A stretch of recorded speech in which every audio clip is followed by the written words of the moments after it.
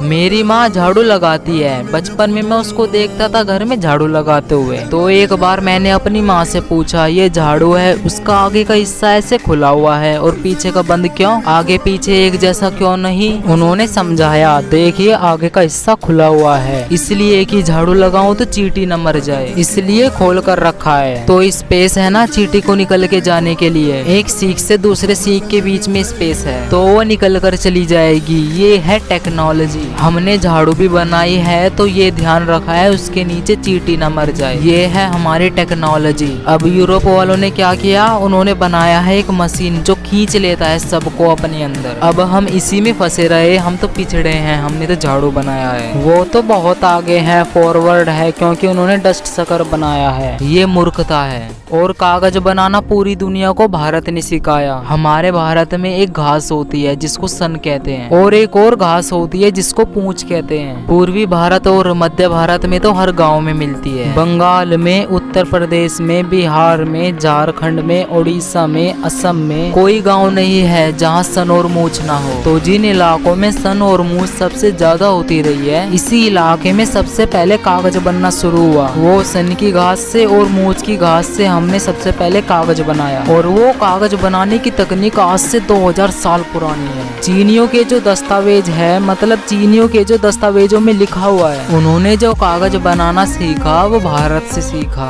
और ये जो अंग्रेजों का एक बड़ा अधिकारी रहा ना, टीबी मैकॉले, जिसने भारत की शिक्षा पद्धति बदली, कानून पद्धति बदली, वो खुद कहता है जब भी वो भारत के किसी व्यक्ति के घर में गया, सोने के सिक्के का उसने ढेर देखा और जब उसने पूछा कि ये सोने के सिक्के कितने हैं, तो जो भारतीय व्यक्ति है ना, उसने कहा गिने नहीं है, क्योंकि हमारे पास फुर्सत ही नहीं है गिनने की, हम तो तोल कर रखते हैं सोने के सिक्के। इसलिए सारी दुनिया की नजरें भारत पर टिकी रही और इसलिए भारत के बारे में अंग्रेजों ने एक उपमा दी कि ये सोने की चिड़िया है, सोने से भरपूर, चांदी हीरे जेवरात मोती माणिक से भरपूर, ऐसा देश था भारत। और जितने महान वैज्ञानिक इस देश में हुए, सब ने मातृभाषा में पढ़ाई की, तभी वैज्ञानिक बने। ताजा उदाहरण देता हूँ, डॉक्टर APJ अब्दुल कलाम सबसे उच्च कोटि के वैज्ञानिक, इनकी 12वीं तक की पढ़ाई तमिल भाषा में हुई है। और जब उनको कहा गया कि आप इतने ऊंचे वैज्ञानिक कैसे बने, तो उन्होंने कहा 12वीं तक तमिल में पढ़ा इसलिए इतना ऊंचा वैज्ञानिक बन पाया। इस देश के एक और महान वैज्ञानिक है डॉक्टर विजय भटकर, जिन्होंने सबसे पहले सुपर कंप्यूटर बनाकर इस देश को दिया। डॉक्टर विजय भटकर की 12वीं तक की पढ़ाई मराठी में हुई है और वो कहते हैं मैं इतना ऊंचा संशोधन कर सका क्योंकि मैं मराठी में सोचता हूँ। प्रोफेसर MGK मेनन, इनकी पढ़ाई मलयालम में हुई है। डॉक्टर भाभा, जिन्होंने पहला परमाणु बम का इस देश में परीक्षण कराया था। ये सब वैज्ञानिक मातृभाषा में से निकले हुए हैं। भारत के बारे में एक और रोचक जानकारी मैं आपको देना चाहता हूँ कि दुनिया के सारे धर्मों की जड़ भारत में है। कोई देश ये नहीं कह सकता कि ये धर्म हमारे यहाँ से शुरू हुआ है, क्योंकि मूल बात हमारे पास है। तो इन सभी धर्मों का प्रादुर्भाव हमारे इन शिक्षा में से हुआ होगा, हमारी सभ्यता संस्कृति में से हुआ होगा। प्रचंड भंडार है जो भारत ने दिया है। आप गर्व से कहिए, गौरव से कहिए कि विमान का आविष्कार हमने किया, बर्फ का आविष्कार हमने किया, स्टील का आविष्कार हमने किया,